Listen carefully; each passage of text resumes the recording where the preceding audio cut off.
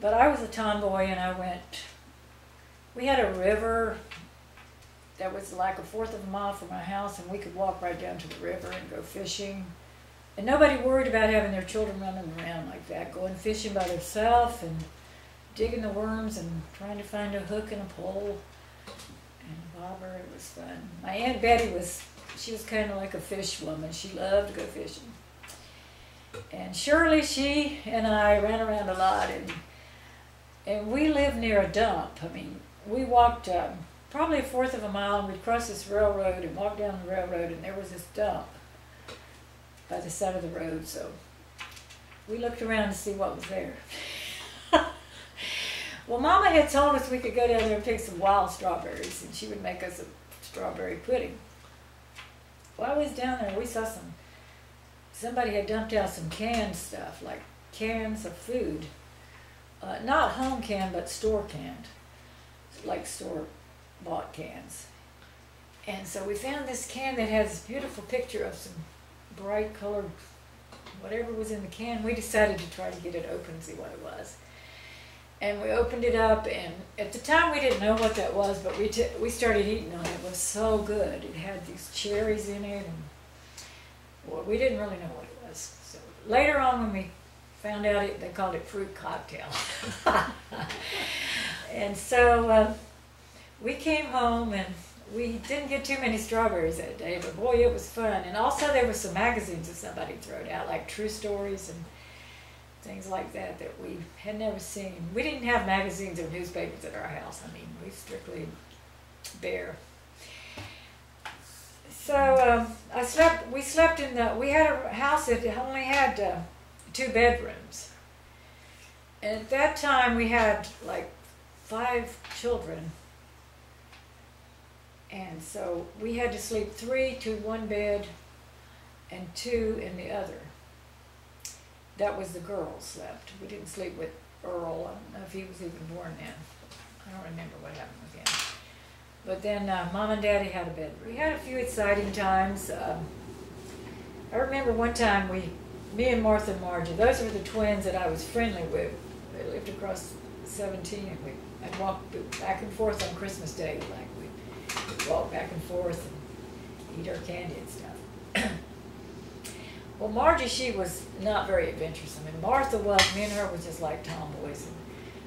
And there was this big boiler like you see on trains, one of these big round containers that they discarded, and it was sitting there propped up against a hill, keep it from rolling. Well, me and Martha decided to climb on it, and it started rolling. And it rolled us against that hill. Margie, she said, "Don't do that, don't do that. You're going to get hurt." She was always a cautious one. It was a good thing she was there, because we was stuck. We could not get away. It rolled us against the hill, and where we were, from our waist down, we was hung up. And we were scared. Margie had to run and get somebody to help us. But you weren't really hurt once you got out? We wasn't hurt, but we was stuck.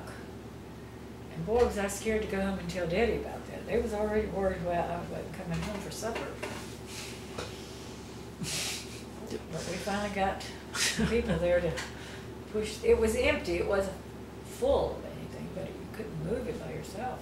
Only 2 or 3 people. I've never heard that story. Oh, I was so scared. That was so scary.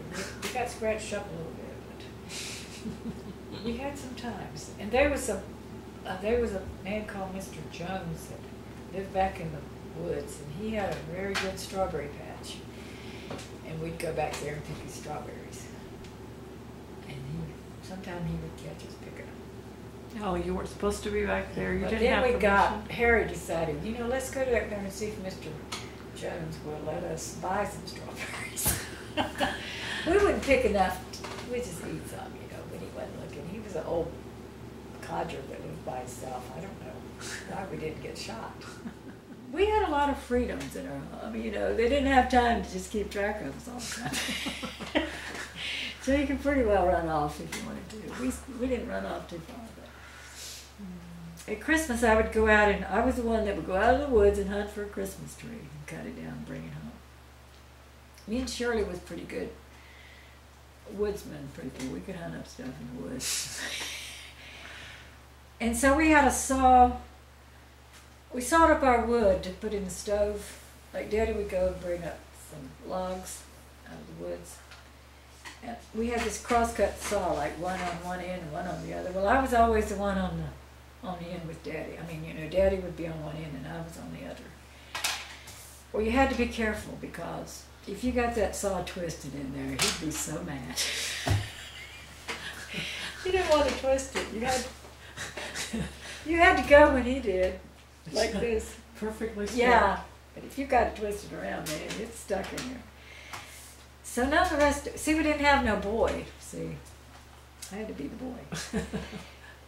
But I tried to do the right, I mean, I tried to help him. Well, one time they left home and left me and Ruth and Rachel and Shirley, and I don't know if Bernice was there or not, but they left us home and they went somewhere.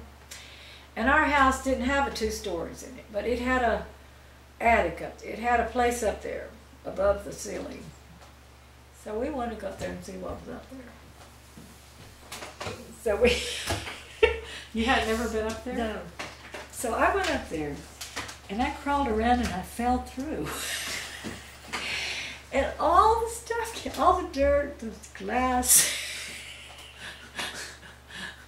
everything came tumbling down all over the beds.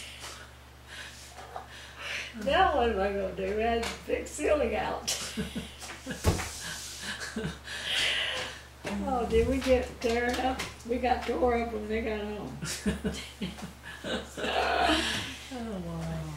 Daddy he didn't whip us very often, but he got mad. He got his belt out to us. That was mean of him. One time he whipped me because I was trying to get in the front door and they wouldn't let me in.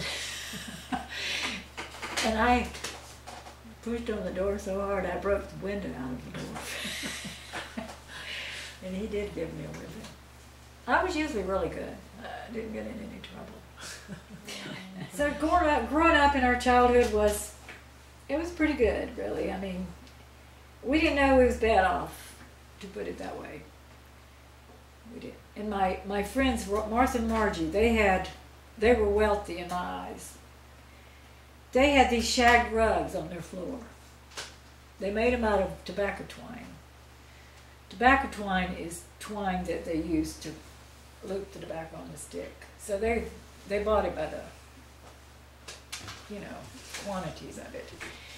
And so she would take that tobacco twine, and she had this kind of a burlap backing, and she would take and thread that through, kind of like latch hook, I think, and cut it off. And oh, that was the most beautiful shag rug. She had them all over the house.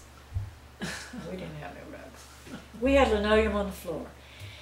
And if we got a new linoleum, that was just about the best day ever, because it was so shiny. And because we had wood floors in the kitchen, and they would take sand and scrub them floors to clean, So when you got linoleum, we thought it was really up there.